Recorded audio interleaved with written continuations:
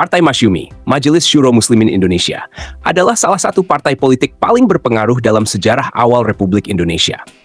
Didirikan pada masa perjuangan kemerdekaan, partai ini tidak hanya menjadi wadah aspirasi umat Islam, tetapi juga turut memberikan kontribusi besar dalam menegakkan dan mempertahankan kemerdekaan dari penjajah Belanda.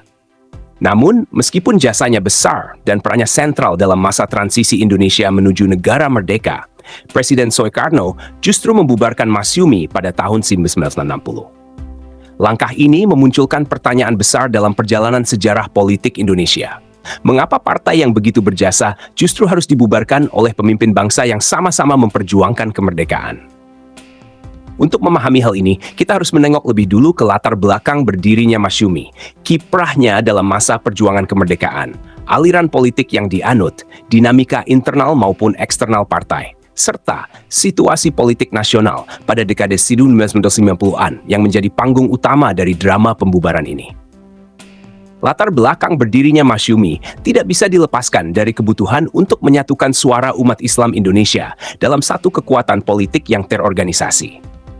Setelah pendudukan Jepang dan menjelang kemerdekaan, muncul kesadaran di kalangan umat Islam bahwa mereka memerlukan sebuah wadah tunggal untuk memperjuangkan aspirasi politik, sosial, dan keagamaan mereka dalam kerangka negara yang baru.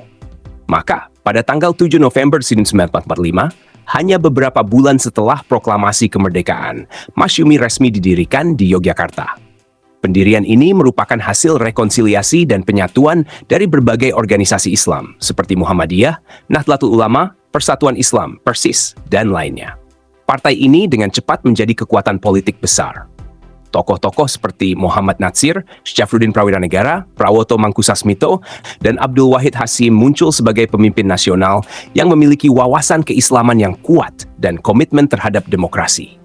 Masyumi tidak hanya memperjuangkan penerapan nilai-nilai Islam dalam kehidupan bernegara, tetapi juga menjadi motor penggerak dalam menegakkan kemerdekaan dan mempertahankan publik dari ancaman kolonialisme dan separatisme.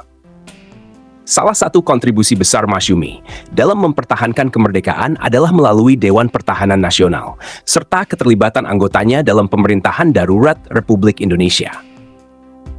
Saat Belanda melancarkan agresi militer II pada tahun 1948 dan menangkap Soekarno-Hatta, Masyumilah yang menginisiasi pembentukan Pemerintahan Darurat Republik Indonesia, PDRI di Bukit Tinggi, di bawah pimpinan Syafruddin Prawiranegara. PDRI menjadi simbol keberlangsungan Republik dan diplomasi internasional terhadap Belanda, yang ingin mengklaim bahwa Indonesia telah tidak lagi eksis. Tokoh Masyumi juga banyak yang duduk di kabinet-kabinet awal Republik, termasuk Muhammad Natsir yang menjadi Perdana Menteri pada tahun 1950. Dalam masa jabatannya, Natsir memperjuangkan integrasi daerah-daerah luar Jawa ke dalam Republik Indonesia Serikat, yang kemudian kembali menjadi Negara Kesatuan Republik Indonesia. Dalam masa-masa ini, Masyumi menunjukkan dedikasi pada kebangsaan dan persatuan nasional. Namun, dalam dinamika politik Indonesia yang sangat cair dan penuh pergolakan, Masyumi harus berhadapan dengan berbagai tantangan dari luar maupun dalam. Salah satu titik krusial adalah pemilu 1955, pemilu demokratis pertama di Indonesia.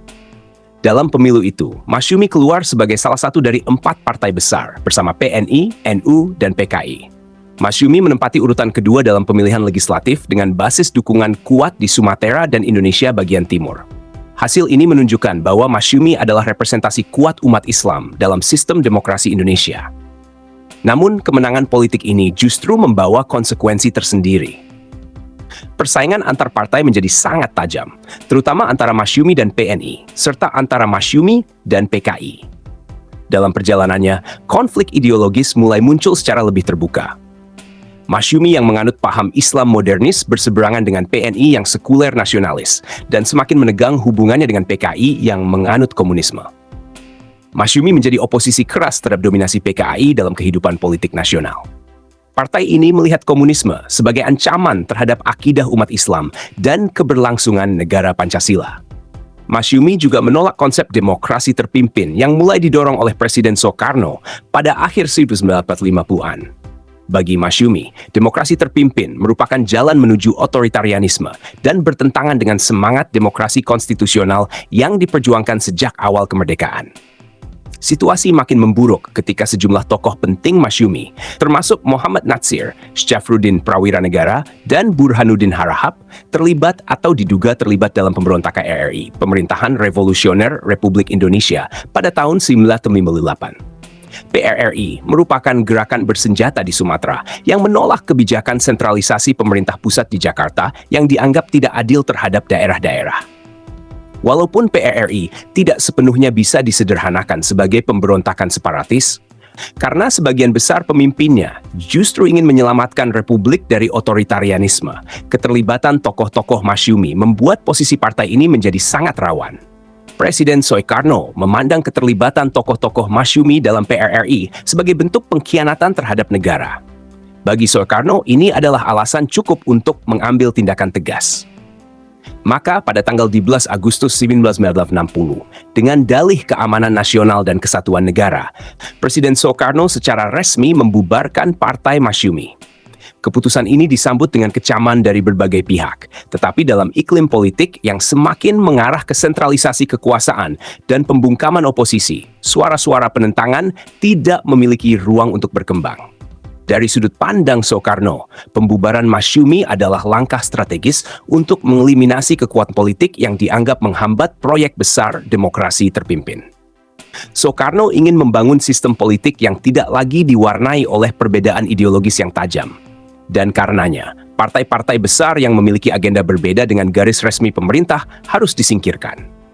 Masyumi, karena ideologinya yang kuat dan basis masanya yang luas, dianggap sebagai ancaman paling serius setelah PKI justru semakin dekat dengan Soekarno. Namun, keputusan pembubaran ini juga memperlihatkan wajah represif dari kekuasaan Soekarno. Sebagai partai yang pernah menjadi tulang punggung kemerdekaan, jasa-jasa Masyumi diabaikan. Tokoh-tokohnya dipenjarakan, diasingkan, atau hidup dalam pengawasan ketat. Muhammad Natsir sempat ditahan dan tidak diizinkan lagi terlibat dalam politik aktif. Syafruddin Prawiranegara juga mengalami nasib serupa. Keduanya, yang pernah menyelamatkan republik, justru dianggap sebagai ancaman negara. Nasib tokoh-tokoh Masyumi setelah pembubaran partai ini umumnya suram dalam konteks politik. Mereka dijauhkan dari panggung kekuasaan dan hanya berkontribusi melalui jalur non-politik, seperti dakwah, pendidikan, atau penulisan. Namun, warisan intelektual dan moral mereka tetap hidup di kalangan umat Islam. Bahkan pada masa Orde Baru, beberapa tokoh dan mantan aktivis Masyumi menjadi inspirasi lahirnya organisasi-organisasi Islam baru yang bergerak di bidang sosial dan pendidikan, seperti Dewan Dakwah Islamiyah Indonesia yang didirikan oleh Natsir. Secara ideologis, Masyumi merupakan representasi dari Islam modernis yang rasional, demokratis, dan nasionalis.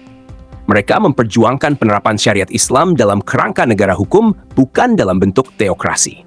Masyumi berusaha merumuskan cara pandang Islam yang kompatibel dengan modernitas dan kebangsaan. Suatu pendekatan yang menjadi warisan penting dalam diskursus Islam dan politik Indonesia hingga kini.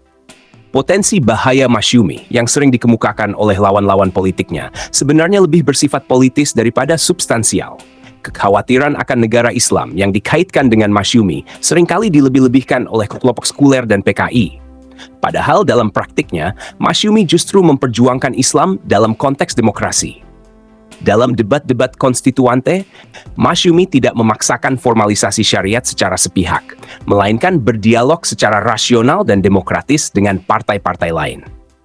Pembubaran Masyumi juga menjadi pelajaran penting dalam sejarah politik Indonesia tentang bagaimana kekuasaan bisa digunakan untuk membungkam perbedaan ideologi, bahkan yang diperjuangkan secara demokratis.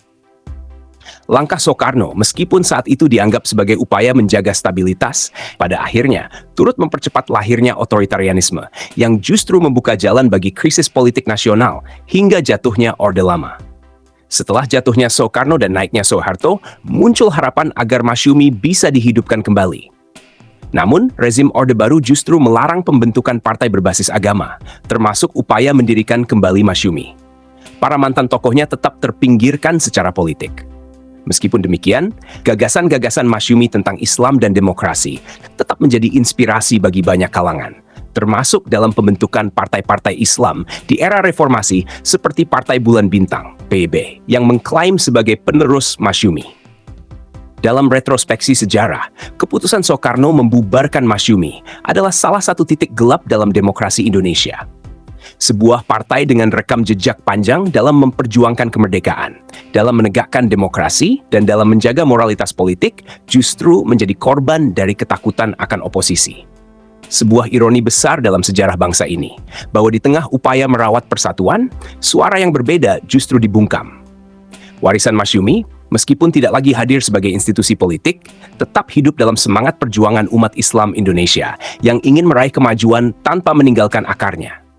Masyumi telah tiada, tetapi ide dan nilai-nilainya masih hidup dalam denyut nadi bangsa ini.